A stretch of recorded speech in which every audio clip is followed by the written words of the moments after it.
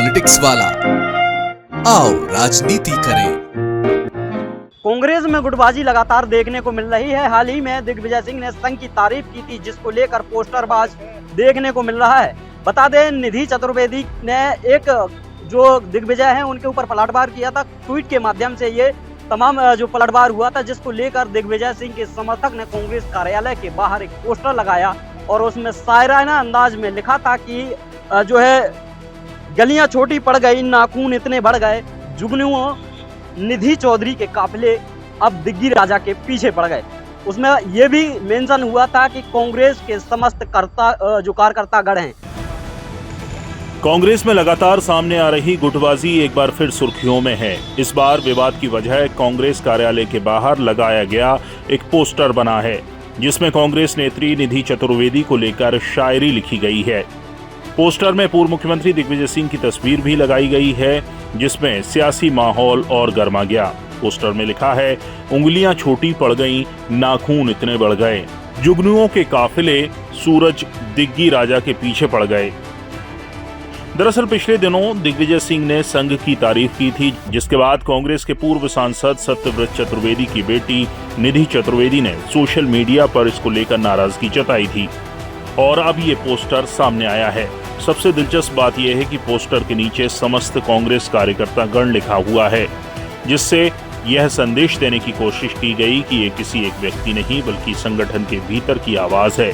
हालांकि कांग्रेस प्रवक्ता अभिनव बरौलिया ने इसे असामाजिक तत्वों का काम बताया है। देखिए जी, आप भी सब लोग के माध्यम से अभी हमने देखा, एक पोस्टर लगा हुआ था, उसमें कुछ शेरो शायरी लिखी थी और समस्त कांग्रेस कार्यकर्तागण लिखा हुआ था।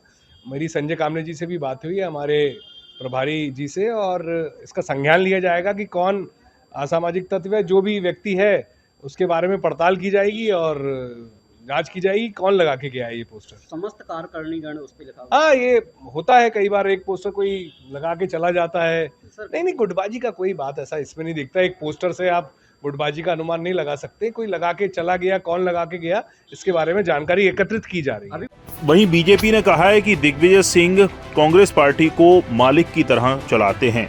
जब जब कांग्रेस के भीतर से उनके बयानों पर सवाल उठे हैं, उन आवाजों को दबाया गया है। देखिए, कांग्रेस के भीतर दिग्विजय सिंह नेता न होकर के मध्य प्रदेश में पार्टी के मालिक के बतौर काम कर रहे हैं। उस स्थिति में दिग्विजय सिंह के बयानों पर जब भी कांग्रेस के अपने ही नेतृत्व ने उसके संगठन के भीतर से कोई आवाज़ उठी, तो इस प्रकार से उसकी आवाज़ को दबाने और कुचलने का काम सामंतवादी शक्तियों ने किया है। निधि चतुर्वेदी जी की आवाज़ को एक महिला होने के नाते जिस प्रकार से दबाया जाने का, उनको डराया जाने का प्रयास किया जा रहा है, ये कांग्रेस में महिलाओं की और सामान्य कार्यकर्ताओं की स्थिति के बारे में बहुत कुछ बयां करता है। पोस्टर कांड ने एक बार फिर कांग्रेस की अंदरूनी कलह को उजागर कर दिया है। पार्टी भले ही गुटबाजी से इनकार कर रही हो, लेकिन इस तरह की घटनाएं संगठन की एकजुटता पर सवाल खड़े करती हैं।